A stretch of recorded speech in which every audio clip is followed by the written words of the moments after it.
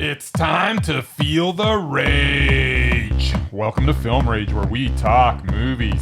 It is day 8 at the Calgary International Film Festival, and we're just getting started. My name is Bryce, and I'm part of the Film Rage crew, which also includes Jim. Hey. And Murray. Yo. So with the introductions out of the way, let's rage on! Sweet. Today is day 1 of All the Horror podcast event. I know we've been talking CIFF, but we need to, as we transition out of CIFF, move into All the Horror. We're like barely halfway through CIFF. It's Thursday. We're like a little over halfway. We're more than halfway. Yeah, It's Thursday, Friday, Saturday, Sunday. yeah, that's 4 big days of movies. CIFFcalgary.ca. But also, All the Horror 18 on Instagram and Twitter. And check out scaresthatcare.org, this fantastic charity that this event is supporting. So yeah, let's get some horror and let's get some charity stuff going. Oh, actually, one thing I found out this morning, if you donate to Scares That Care and you do this through All the Horror, there is a free book potentially that you could win. So go check that out. Like the free stuff. Yeah, who doesn't love free books? The best.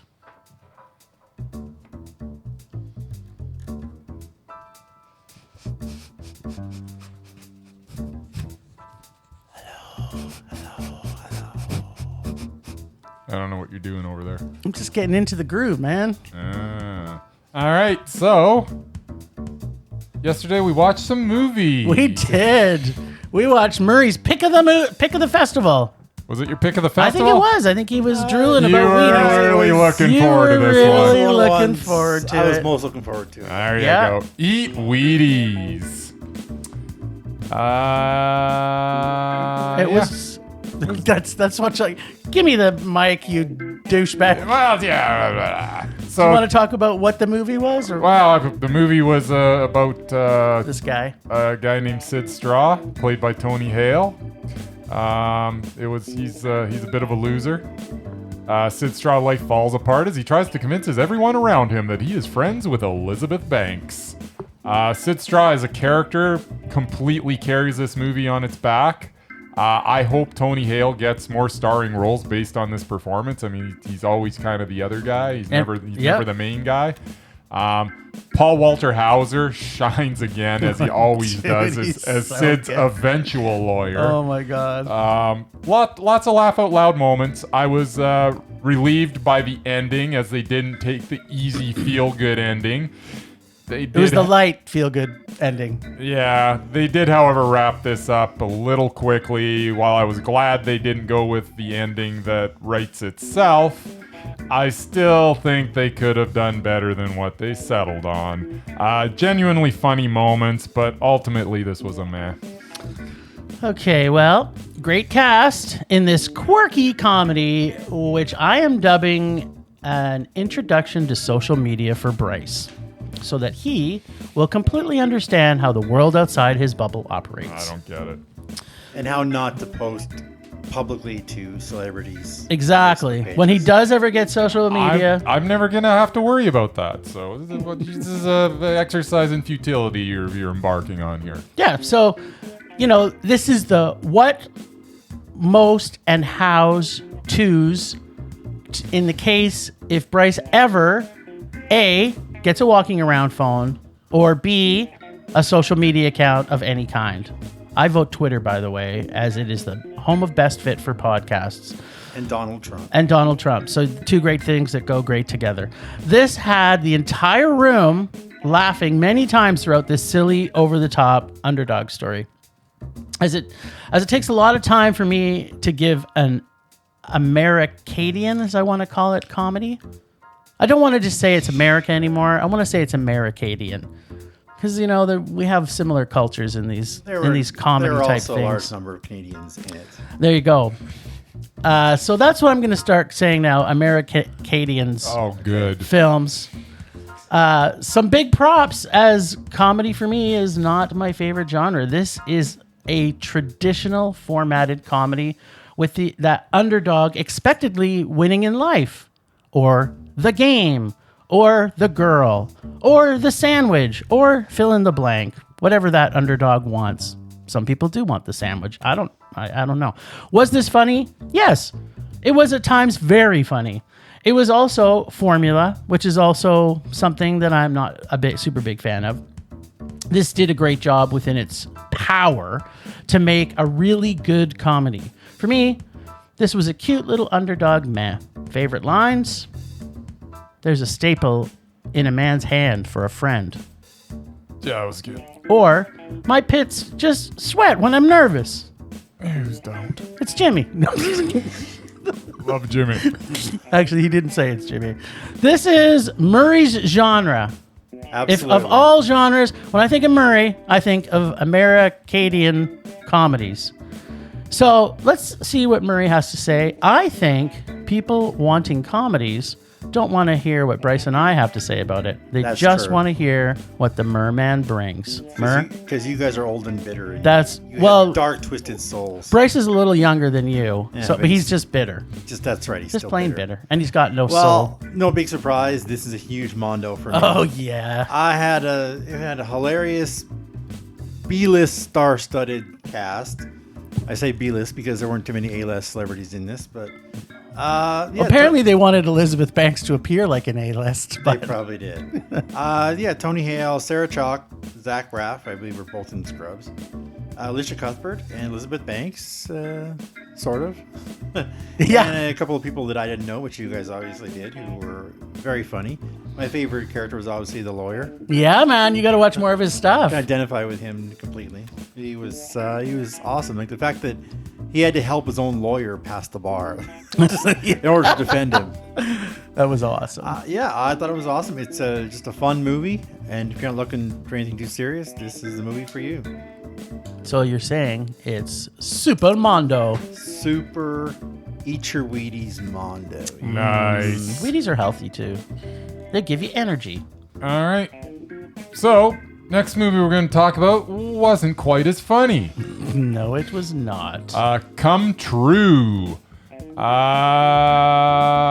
Yeah, there is a Movie? Well, no, there's an eerie rhythm to this movie.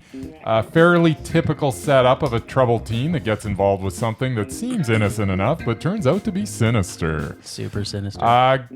Good combination of spooky atmosphere and unsettling moments.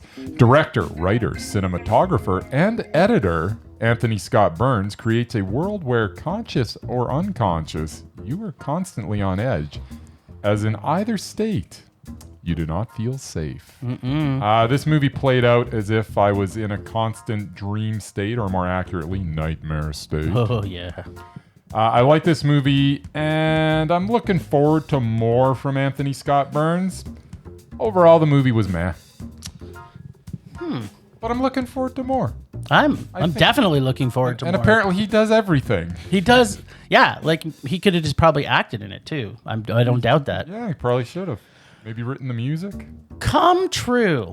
Edmonton horror, the capital of Alberta.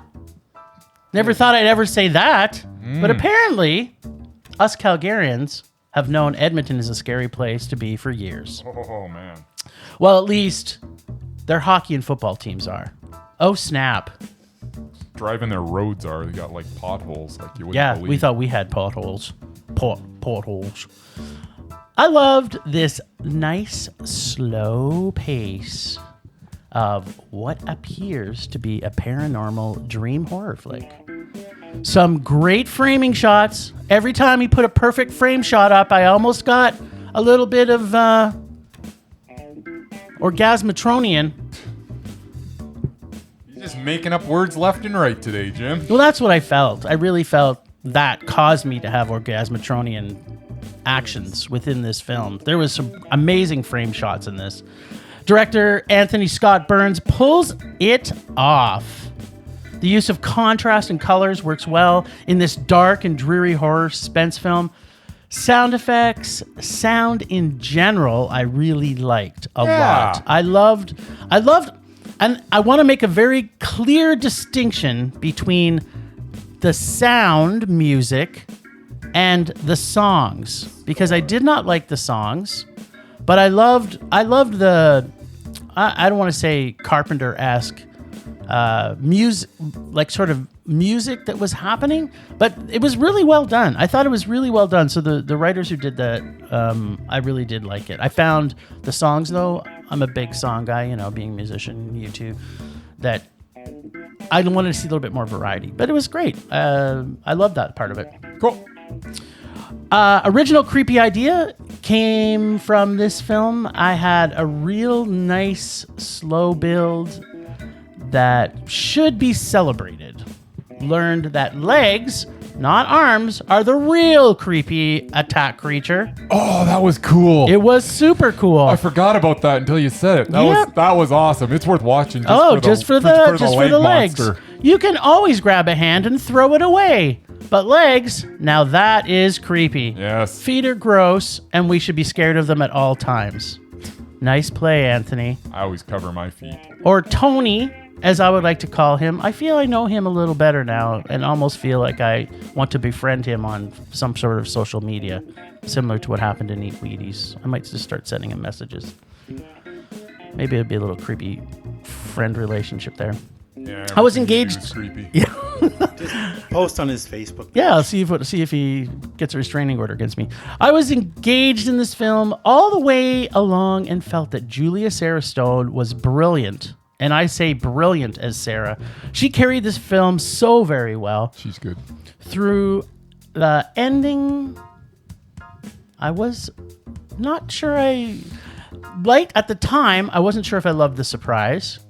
But as it sort of soaked into me, I'm kind of glad the surprise happened. Yeah. And I thought it did a good job taking us on this interesting and unique journey. Initially was going to give this a meh, but I got to give it extra props for its originality and creativeness that this film brings, giving it a creepy, sleepy Harry Potter sex scene, leggy nightmare light mondo.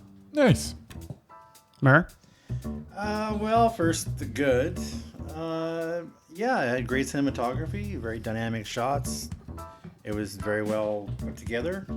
Had a decent story. Other than the dream sequences, I could relatively follow. Those were the best part. Yeah, but they were just weird. Yeah. And yeah, the lead actress, great performance. She went through a lot of different emotions, and yeah, that was good stuff. And it was just too weird for me, and I didn't know what was going on half the time because I was like, what are they doing? What are they actually doing? Like, what is the purpose of this study? It's like, are they putting demons inside her head? Like, I don't know. I just didn't. I mean, at one point, she actually sprouts vampire fangs, which made me hopeful that she was actually a vampire, but I don't think that was true. Potentially, maybe she was. Might have been. In her dreams. Yeah, it was just a meh for me. All right. All right. Two Maz and a Mondo. All right. We're going to switch gears again. I just want to say, Tony, Yes. my buddy Tony, Yes. keep making films. Yeah. We'll keep watching them. We will. All right. From there, we go to The Woman Who Ran. It's the story of a woman who meets up with... Who does not run. She does not run. There is no running. A story of a woman who meets up with friends that she has lost touch with as her husband's on a business trip. Quote unquote. Yeah. After about 5 minutes, I was pretty sure I would be raging about this one. And then by the 15-minute mark, I knew I couldn't possibly be raging about this film. We listen in on Gam Hee's conversations as she reconnects with people from her past. The camera work became hypnotizing as it zoomed slowly in for a close-up and then backed out. Then it would zoom in on the other person and then back out. Kind of like someone just learned how to use their... I tell you. They're playing with their brand new camera. Maybe. I felt myself, anticipating like these subtle camera movements. It was fantastic. At one point, I was hoping so badly that they would zoom in on the bowl of apples, and then when they did, I couldn't believe how happy that made me. Yeah. If that film can do that with one zoom, man, this filmmaker. Oh. He had his own orgasmatronic. It was so good. moment. Was it an orgiastic celebration of pleasure when that apple happened? Pretty much, yeah. Yeah. This movie also had one of my favorite scenes of the festival as one of Gamhee's friends talks to a neighbor about the stray cats that she's been feeding. This scene alone would have been worth the price of admission. Just laughed so hard. It was so good. I'm laughing now just thinking Just about thinking it. about it. I really enjoyed this movie. Not enough to make it a Mondo, but it was a pleasant, enjoyable meh. I kind of want to see what he does next. Yeah. The Woman Who Ran. All right, you know the rules. Korean film. It's going to start at 11. Yeah. No doubt. And normally takes a lot more to move the needle lower. 10 minutes in, I'm debating a rage. You and me both, mister. It was kind of like, I think I looked over at you in the theater and went, what the fuck are we watching? I don't know what's happening. I felt like Murray watching some of the movies we watched, and he's like, I don't know what's happening here. And I'm just like, what? I thought it was a bit of sloppy directing at this point, an unfocused style, and the dialogue that seemed to crawl to a boring, annoying shot 3D house of stewardesses with the in and the out and the in and the out. And then? And then, like the tide that flows into the port of Busan, the comedic targeted zoom shots coupled with the dialogue bringing so much dry humor floated slowly, very slowly into my consciousness. The peak of that happened in what I'm fondly calling the cat lady's children's scene, where I could not stop laughing at the dry, condescending discussion with her new neighbor, who tried to convince her people are more important than her children and having them be fed. The main actress in this Woman Who Ran, Min-Yi Kim, did an amazing job in the dialogue-heavy journey back through her past, and she finds peace, as most of us film fans would, in the cinema watching what appears to be a nice, calming sunset beach ending. Gets a quietly funny, quietly moving, apple-peeling with zoom-focused high meh. Glad I saw this in theaters. So glad. So glad. It was only playing in theaters. I was like, oh, we got to go to it. It's, you know, I'm so glad we did. when you can have a moment in films like this where you're kind of like, you're rooting for those Apple zooms. Like, I never thought I would ever say that in any movie, right? Like, you're sitting there, you're going like, okay, I was kind of like, I was thinking, what is she going to zoom on here? And I'm like, oh, it's got to be the apples. And it's just like, I'm waiting and I'm listening to what they're saying. And I'm like, oh, I can't wait for this apple. It's just like this one shot. And it just paid off in spades. It did. What started out like seeming like an amateurish kind of, you know, camera work. Yes. By the end, you're like, this is just pure frickin' genius. I know. The camera was like another character. It was another. It was. I was literally. I don't even know how to describe it to people. Like, if you're watching a movie that you think is a home movie, which it kind of felt for a lot of this, and as you're watching it, I'm sure people who started watching this at 10 minutes in felt the same way as us. It was just like, really, we're watching this guy's home movies, and then when it's like you slowly get sucked into thinking like everything this guy is doing is intentional. Everything. Yeah. Absolutely. And the humor, like, I think, well, there was a couple scenes where the entire audience, except for the person sitting in front of me, was laughing. Yes. But there was points in there where I'm sure that what I was laughing at, and as well you, quietly to yourself, that we were laughing at, but nobody else was getting the humor. I was just like, what's wrong with you people? Once we got to about the 12-15 minute mark, I was either smiling or giggling the rest of the way through. Yeah. The smile didn't leave my face from then on in. Yeah. It was so good. But it's still just still just a meh. I wanted to give it a Mondo. I'm waiting for part 2. Yes. This may be the only sequel that I'm most looking forward to. The Woman Who Ran part 2. All right. Percy. We finished with what I thought was going to be my favorite film of the festival. Yeah, and then we watched it. Percy. As you mentioned, I mean, I really wanted to like this. It's based on actual events. Great story, historic outcome, but not a great movie. The scene where all the farmers in the area meet up where none of them supported Percy seemed a little off to me. I don't understand how all the farmers were in the corner of Monsanto. When they hadn't even bought their product yet, Yeah, because it was kind of like Monsanto yeah, was selling it to yeah, them at it that just point. didn't ring true at all. Just didn't feel right.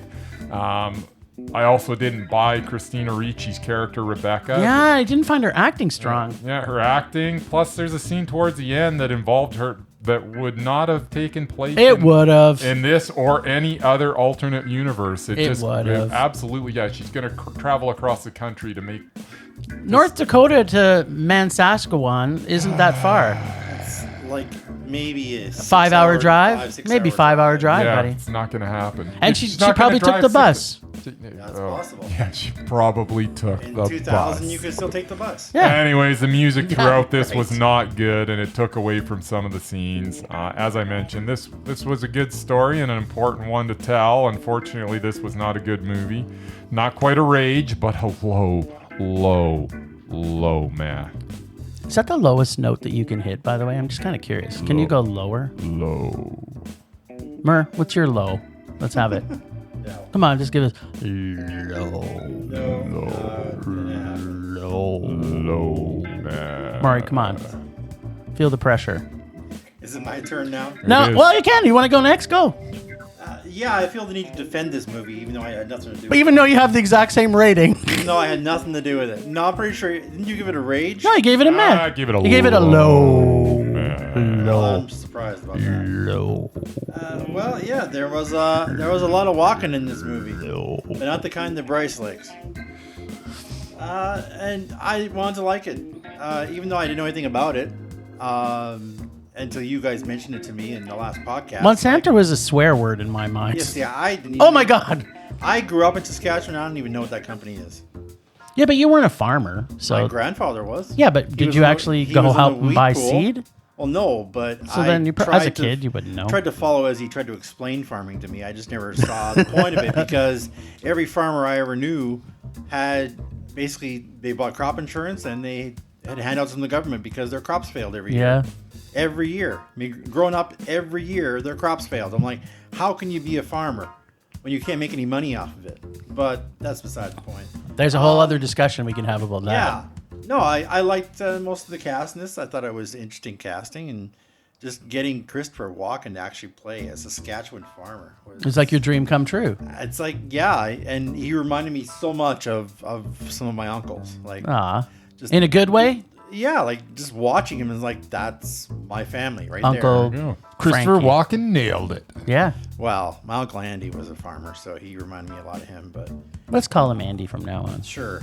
But yeah, like the story, I was intrigued by because I hadn't heard about it growing up. Well, I was here when it all happened too. So, but yeah, like there weren't a lot of strong performances other than Christopher Walken's, which I enjoyed. Christina Ricci, who I do like quite a bit, does seem like a throwaway character. And the biggest thing, which almost got it to a rage for me, What? was the fact that this movie about a Saskatchewan farmer was shot in Manitoba. That's I terrible. almost raged just on that alone. That's the worst. How dare As Saskatchewan any- sell as them out like any that? Saskatchewanian will tell you, Manitoba is not a substitute for the beautiful land of living skies. It's friendly Manitoba. Yeah, not. It's Jimmy. I don't think so. But yeah, I don't give it as low a meh as Bryce does. I give it a middle meh. Low. I enjoyed parts of it, and the fact Is it a that high man? No, Okay. I don't go high either. But yeah, I wanted to make this a Mondo, but it just You couldn't because it didn't deserve it. No. and the shooting locations really made me angry. There you go. There you go. Almost to a rage. Should have maybe almost been a rage. Percy, or as I like to say, Little India Manaskatchewan biopic of the greatest battle against one of the evilest companies on the planet. All those people listening right now, just do me a favor, take a quick minute, pull out your walking around device, your laptop, your tablet, whatever you use to search the internet, and type in the word Monsanto, comma, evil.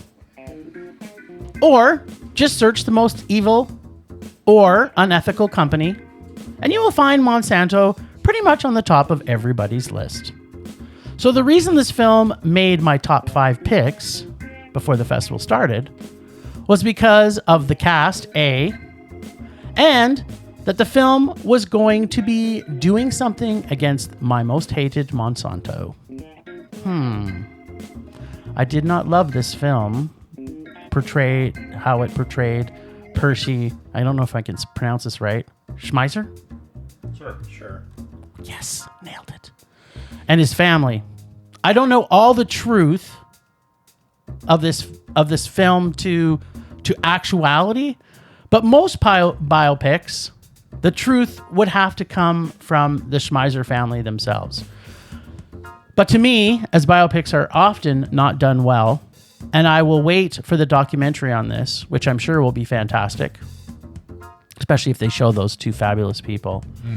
I liked seeing Percy kick Monsanto's dicks, but did not really love this film. Gets a biopic low. Meh. Go Riders. I do have to make mention that in addition to Christopher Walken playing Percy, I also think Roberta Maxwell, who played Louise Schmeiser, did an amazing job. She was great. She was brilliant. In fact, I hope she gets a nod. And this is another one that you could have an argument with, that she was either the supporting actress or lead actress. She was supporting. Yeah, I would think so too. But I mean, it depends who she's up against. But I would definitely put her as a nod to potentially take that. I mean, there were scenes, the pie scene, the scene where she's in the can with Christina Ricci. You know what? I'm glad you brought her man, up, she was she was really good. And everything I seen her in, like, people need to go see this amazing actress. She's great in everything she does. So, for those of you who don't know her, she's a fantastic Canadian actress.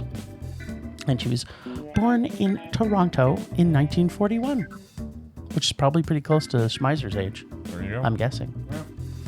So yeah, that was a fun-packed day. That was like the Film Rage Slumber Party day, as we spent the entire day together. You thought yesterday was busy. Wait till you have today. I can't wait for what. Any hint? Can you just tell us one movie we're going to see today? I wake up every morning wondering if Bryce is going to tell me what to do. And so I'm excited to know what one thing we're going to see for sure. We are going to see... If nothing else happens, we're going to see one movie today. We will definitely see Girl, which is one that you're super looking forward to. And on yesterday's schedule. And I also guarantee that we're going to see Coded Bias, which is the best international documentary feature. So we gotta fit that one in. We can fit that after Murray leaves tonight, because he won't want to see that one. And you know what? I'm gonna say that we're gonna see at least 3. We're also gonna see events transpiring before, during, and after a high school basketball game. Oh, Brenda's film. film. So okay. 75 minutes. We can definitely squeeze it in. Yeah. If nothing else, between toilet breaks, every time we go into the bathroom, we each watch 5 minutes of it. There you go. And we'll be watching other stuff too. It'll be another jam-packed. We'll see what we can cram into one day. Yeah, speaking of bathroom breaks, we got to see what we got to cram in. Okay, thanks, Ragers, for listening. Thanks to our extended Film Rage family of Leonard Conlon for his artistic vision and photography. Leonard Conlon Photography. Listen to us tomorrow, as we're going to be talking about these 3 fabulous films. Just giving you a little seed, planting it like Percy Schmeiser, so that you'll know what we'll be talking about tomorrow. Listen to us on Podbean, Apple Podcasts, Google Play, TuneIn, Stitcher, iHeartRadio, Ramble, and Spotify. Follow us on Facebook, Instagram, Twitter, YouTube, and check out our website at filmrageyyc.com. Just comment, make us rage, and we will have joy down in our hearts. Where? Down in our hearts. Down in our hearts. That's right. So, listen to us tomorrow. Also, All the Horror 18. Go to Instagram and Twitter. That's it for today. Rage on. Rage on.